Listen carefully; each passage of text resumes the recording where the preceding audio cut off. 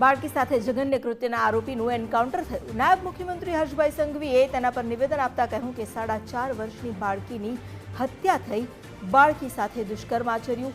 આરોપીનો ભૂતકાળ ગુનાથી ખરડાયેલો છે। પોલીસને ચપ્પુ મારવાનો પણ તેણે પ્રયાસ કર્યો।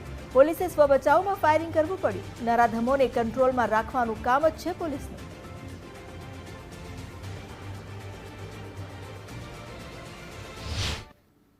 એક 4.5 વર્ષની બાળકી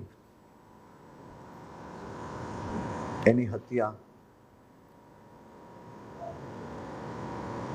મોટા મોટી દુષ્કર્મ બી, અને જેનો ભૂતકાળ બી આ જ પ્રકારના ગુનાઓ જોડે જોડાયેલો હોય,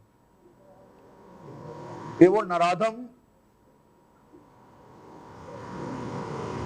પોલીસને ચક્કુ મારવાની કોશિશ કરે।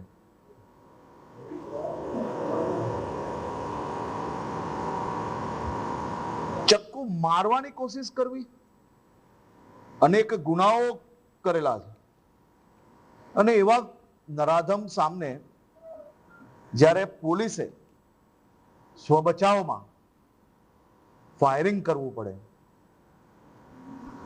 આવા નરાધમોને સંપૂર્ણપણે કંટ્રોલમાં રાખવા એ જ રાજ્ય પોલીસનું કામ છે।